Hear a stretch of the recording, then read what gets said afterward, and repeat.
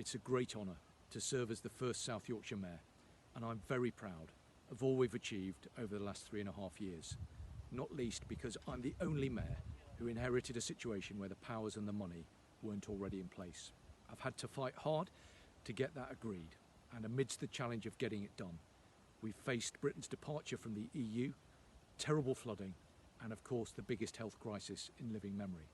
And we've also had to deal with a government that simply weren't on our side. Despite all of that, we've been able to get a properly functioning mayoral combined authority up and running that's been able to unlock hundreds of millions of pounds of investment that will protect and create thousands of jobs, deliver huge investment in our public transport system, get us on track to be carbon net zero by 2040 at the latest, and much, much more besides. 3.5 years ago, when I was first elected Mayor, I thought that delivering a devolution deal for my community was the most important thing I could achieve from opposition. And when I first stepped forward to take on the role, I took the decision to remain as a Member of Parliament.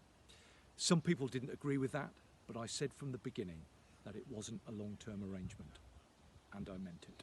I honestly don't believe we would have made the progress we have, and we certainly wouldn't have got the Devo deal over the line if I'd not stayed in Parliament. But having led South Yorkshire for the past few years and having put in place a devolved arrangement that has taken us through the worst of the pandemic and is really starting to deliver for people in South Yorkshire, I think that now is the right time to think about who's best placed to build on these achievements. Someone who can drive us forward over the next 4 years. But that person won't be me. So I wanted to let people know that I won't be standing again as Mayor next May. But in the meantime, I will, of course, continue to give 110% to the role. There's still an awful lot I want to get done, and I'll be working hard to get us in the best possible shape for the future. I'm letting people know my intentions now, quite early on, because I think it's important that potential candidates are given sufficient notice to step forward. South Yorkshire deserves someone of the highest calibre as their next Mayor, someone who can provide the leadership that will be required. Whoever it is, they will have my support. Whilst I won't be standing again as Mayor, I will be remaining as the MP for Barnsley Central. Barnsley is my home, and I'm immensely proud to be the Barnsley Central MP. I'm incredibly grateful to my constituents in Barnsley for their loyalty and their support, and I'm also hugely grateful to all of those who've helped me as Mayor, my family, the leaders of our local authorities, my parliamentary staff and the MCA team, and above all, the people of South Yorkshire who elected me to do this important job.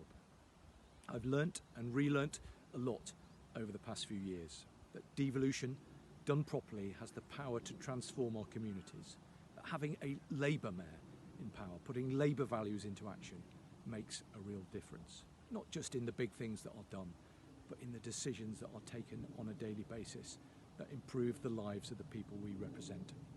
Every day that I've spent in politics as an MP and as a Mayor has been made so much harder because we've had a Tory government that simply doesn't care about communities like ours.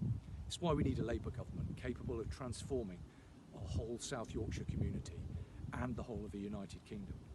I will therefore be doing all I can from Parliament and in my Barnsley Central constituency to make that happen.